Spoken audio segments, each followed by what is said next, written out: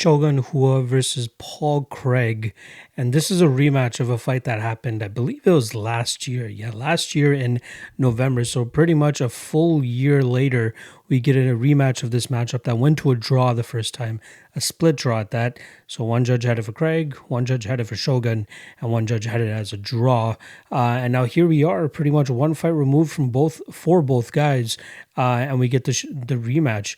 So Shogun in that amount of time has gotten a split decision victory over Hajiro Nogueira, and then on the other side, Paul Craig got a triangle choke victory over Gadzimurad and Tagulov. And if I'm not mistaken, yep, that was the same night. So both these guys, their last three fights are all going to have happened on the same night, obviously two of them being against each other. And before I hit record on this episode, I actually tweeted out a little bit of a kind of sarcastic, kind of real joke of, in 2021, we could potentially be getting a fight between Glover Teixeira and Shogun Rua for the belt. And, a part of me is semi-joking, you know what I mean? Like, if a couple things just work out in certain ways, like if Glover Teixeira goes out there, actually gets the title fight against Jan Blachowicz and he gets the strap, Shogun goes out there, beats Paul Craig, he's 6-1-1, maybe throw him another fighter. And what if he gets past that guy too? We could be seeing Glover Teixeira, 42-year-old or 41-year-old Glover Teixeira fighting 38-year-old, or sorry, he's going to be 39 by then. Shogun's birthday is November 25th, but 39-year-old Shogun Rua and 41-year-old Glover Teixeira, possibly 42 by the time they fight, fighting for a strap. Ridiculous, crazy. But let's talk about this fight because I'm actually going to be going the other way. As much as I love Shogun, Shogun is easily my favorite fighter of all time. Him and Vanderlei Silva easily tied for 1 and 2. But this is a tough fight for him, just as it was the first time around. And luckily for him, in my opinion, I thought Paul Craig went out there and actually blew his gas tank in that first round. That first round, he had Shogun hurt. He had him rocked up against the cage, and he just unloaded everything, and he just could not put Shogun away. Like, everything that he was throwing was pretty much landing on the guard of Shogun. Shogun just had that high guard like this, and everything was pretty much just landing on his forearms. If he had maybe gone for an uppercut or tried to split down the middle with the straight, he probably would have, done enough damage on Shogun to actually drop him. But Shogun was just waiting and biding his time, and then every now and then he would go out there and throw a hook himself too. But yeah, I think that exchange really took it out of Paul Craig, and we saw it kind of hinder him for the remainder of the fight. Shogun did a really good job of, whenever he got the fight to the ground, to just stay on top, do enough damage from on top. It was minimal damage, but it was damage nonetheless, to actually nullify the jiu-jitsu of Paul Craig.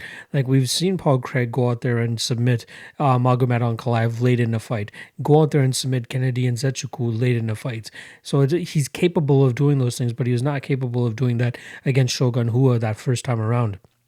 Now, I'm not the highest on Paul Craig either. So you're not going to find me going out there and playing Paul Craig at minus 175. If you give me minus 120, minus 130 for Paul Craig, I'd be a little bit more interested, but I don't think we're going to see that number. I do think that we're going to continue to see money come in on Craig and make this line even more unbettable. Just for reference, Paul Craig opened at minus 195, got up to minus 200, and now he's at that minus 175 range, which is where I think he'll roughly stay leading up to this fight. So we know Paul Craig's game. He wants to get you to the ground, whether it's him on his back or him on top, preferably him on top, and start to implement his jiu-jitsu. That's where he's made most of his money. That's where he, where the butter hits the bread. That's where he gets it done, is with his jiu-jitsu. And Shogun, black belt, but he's mainly known for his striking. So it's safe to say we know where both of these guys want to keep these fights. But then again, we have seen Shogun in his past couple fights, even in the Nogueira fight, kind of accrue top position time against some of his opponents and not really have much respect for the jiu-jitsu or potential jiu-jitsu coming back his way. I think he's going to have to be careful in this fight against Craig if he doesn't want to go that way about it. And even though he survived the first fight, with spending time on top, I think Paul Craig might have a little bit better of an idea of how to adjust and use his gas tank rather than just going out there and blowing his wad in the first round, just as he did in that first fight. This is a tough one. Like, I'm gonna have to go with the youth in Paul Craig here, but he's just not a fighter that I'm willing to trust. And I think that this fight is potentially going to be a pass. Uh, I could see them setting the over under at 2.5. If that's the case, I wouldn't mind taking a flyer on the under depending on what it is. Like if it's like plus 150, plus 160 for the under 2.5, that's something that I'd probably have to hit. Like at a certain point, Shogun's durability or his durability issues are going to start to show their faces again. I mean, the last time he got knocked out was to Anthony Smith in July of 2018, but before that, the last time he got put out was in November of 2014. I can't believe it's been that long since he fought OSP, but you know, now he is what 5-1-1 in his last 7 fights, and that's all the way dating back to his fight with Nogueira the first time around at UFC 190 in 2015. But I think it's just a matter of time before his chin cracks again. And I'm not saying that Paul Craig is the guy that could potentially crack it, but there is a chance that he could. Like he doesn't have crazy power in his hands or anything. He's mainly a jiu-jitsu guy, so maybe a club and sub is probably what he's going to be looking for. But I'm not confident in either guy here. Like Shogun's a little bit too slow for my liking. His durability has held up, but I think it's just a matter of time before that cracks. Yeah, I don't know why he continues to do it, but how can you blame the guy for wanting to continuously go out there and fight and potentially win? You know what I mean? He's 5-1-1 in his last 7. What can you tell him? He's not going out there and continuously getting starched. He's going out there and winning. Given his, the competition has been a little bit sketchy, and those wins are, Corey Anderson, who's not in the UFC anymore, Nogueira twice, Gian Vellante, we know where his career's at. His loss was obviously to Anthony Smith, beats Tyson Pedro, which is probably his only, like legitimate win that you could say that he has. But even Tyson Pedro may be a bit of a flop in the light heavyweight division. And then he went to that draw with Paul Craig, and then once again, just as he started his winning streak, he goes out there and beats Nogueira as well too via split decision, just as he did. Actually, the second one was a unanimous. So this third one was a split. But yeah, I like Paul Craig here, but not by a lot. If anything, you gotta say that the value's on Shogun here because this is more of a minus 120-ish type of fight for Paul Craig.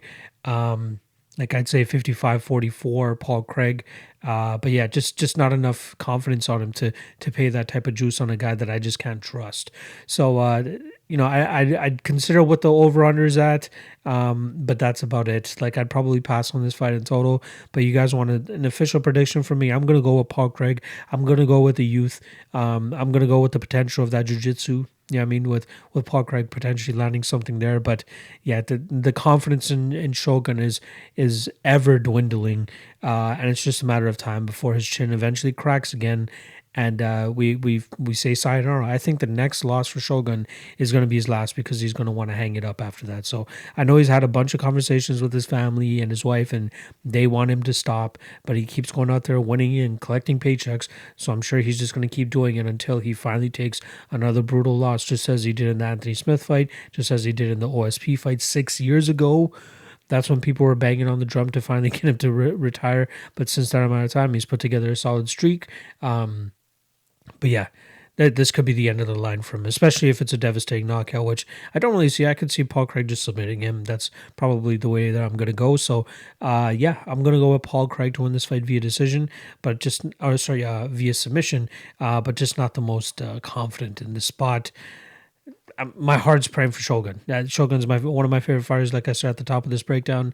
I hope he goes out and gets another dub somehow. But yeah, the brain and the logic here has got to be Paul Craig. But the logical side of me is also saying minus 175 is not worth it for a guy of Paul Craig's caliber. So once again, Paul Craig via submission.